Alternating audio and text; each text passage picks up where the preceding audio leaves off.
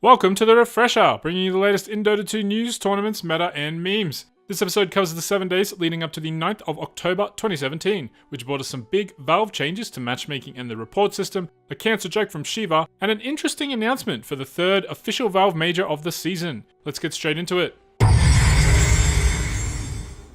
In the state of the game this week, it looks like the Dota team has finally finished their office move because we actually got some patches.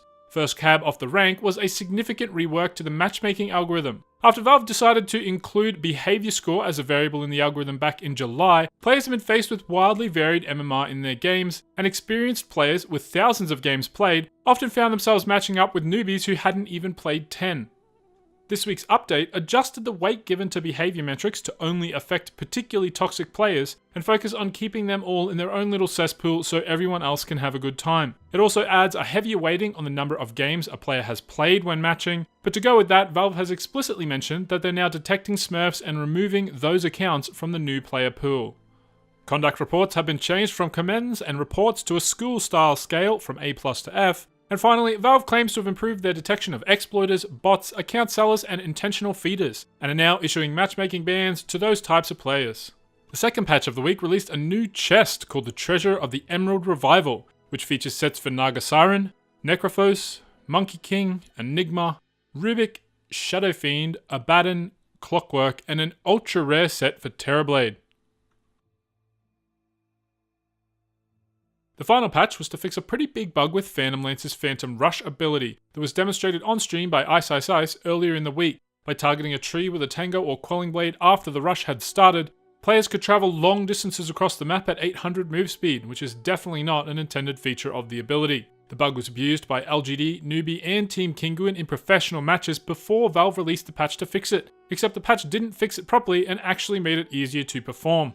Valve finally got it fixed up the following day, and now everyone is happily back to complaining about the lack of the Dueling Fates patch. In esports news this week, the Digital Chaos organization seems to be imploding after what appeared to be a messy roster shuffle and then failure to qualify for any of the upcoming majors and minors. Moon Meander announced he was out of the main squad on the day of the roster lock deadline, replaced by Demon, who's abandoning Team Tuho in Europe. And that looked to be it until Abed removed all references of DC from his Twitter, signaling what could be another roster change for the team. DC SA is also completely dead, even after winning the South American invite to the PGL Minor. King RD and HFN appear to have bailed on the squad, and the remaining 3 have formed a new team called White Dragons. In China, LGD Gaming's coach 357 will be stepping in to join the team after it was announced that Victoria is suffering some health problems and needs to take a break from the scene.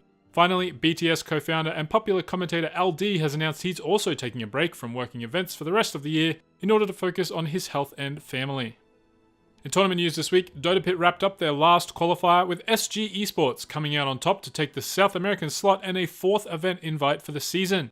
And since DC SA is gone, PGL gave Infamous and SG another shot at their tournament, where Infamous took the series 3-1.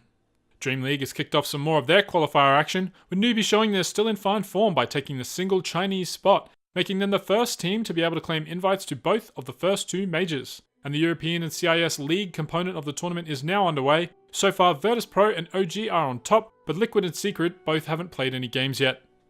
As for announcements, Moonduck's Midas Mode got its official launch this week. It's running at the same time as the Perfect World Minor from the 18th to the 28th of November, and has a star-studded 8-team lineup including Evil Geniuses, Team Liquid, Na'Vi, and Optic Gaming.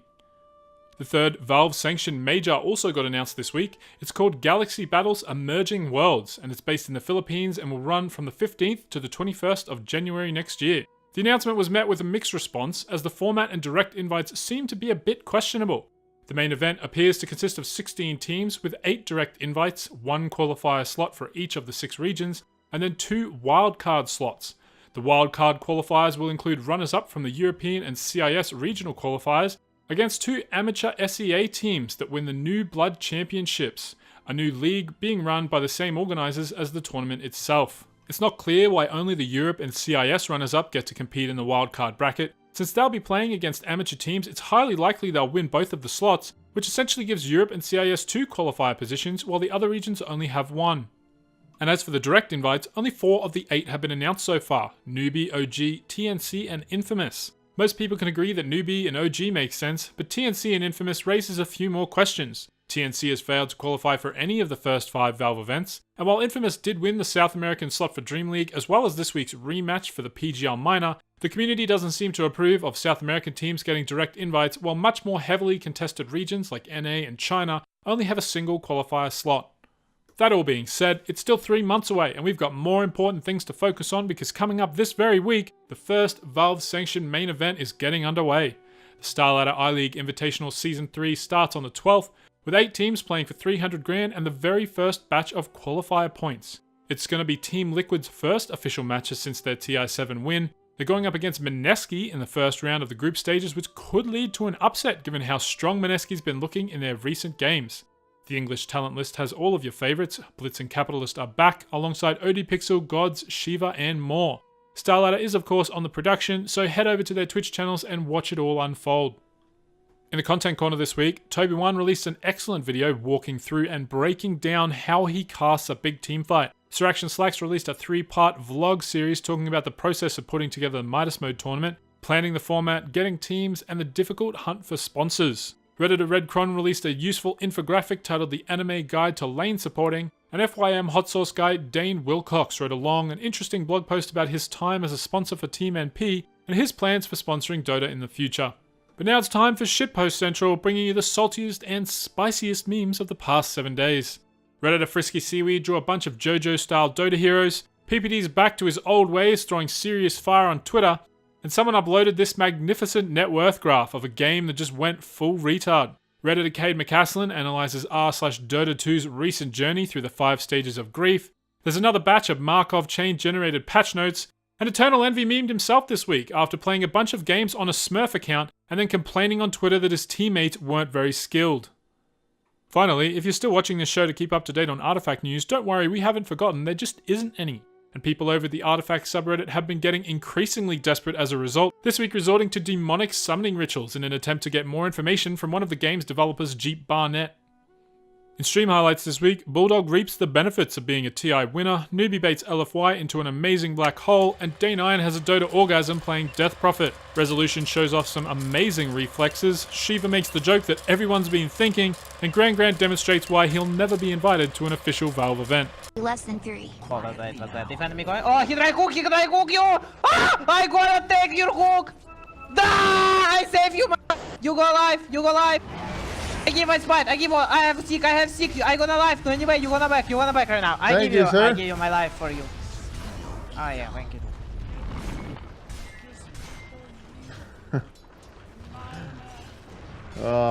That's the benefit of being a TI winner, boys. People just die for you.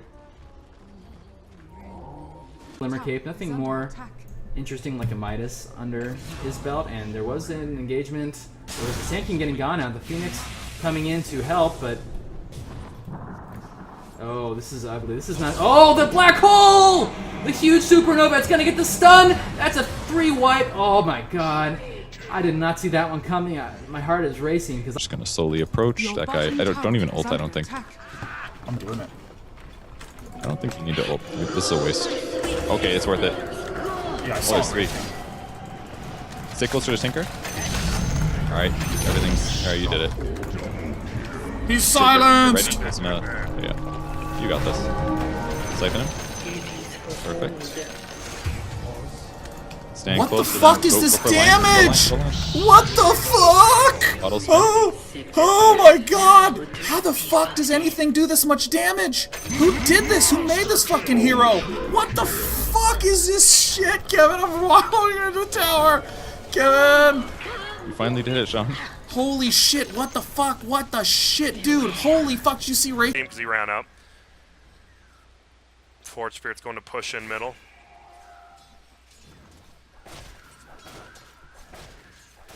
No tail. Going for that assault, Kira, that's when they can really push the base super easily. Resolution obviously already can by himself. Whoa! Oh my god, the instant tornado! Oh my god, Resolution! The man has the reaction times of a 2-year-old trying to eat a banana. That is quick, by the way. And he just invis. They can't even find him. Resolution is a god. 5 seconds remaining.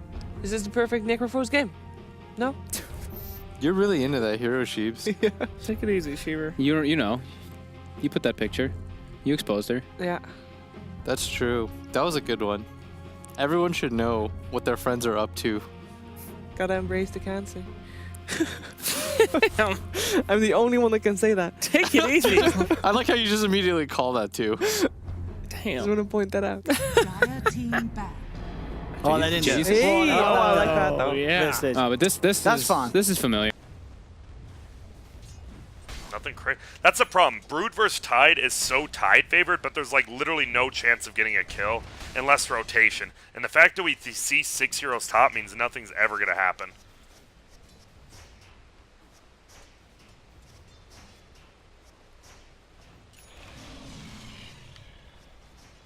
Bottom lane, BSG. Wait, what? Well, I think we just found out why I'll never be invited to TI. That is some grand knowledge if I've seen it. That's the refresher for this week, folks. Be sure to show your support for your favorite teams and tune into Star Ladder this week, and hit subscribe to get the recap on next week's episode of The Refresher. If you enjoyed the video, give us a like, and if you've got any feedback for the series, we'd love to hear it, so leave us a comment as well.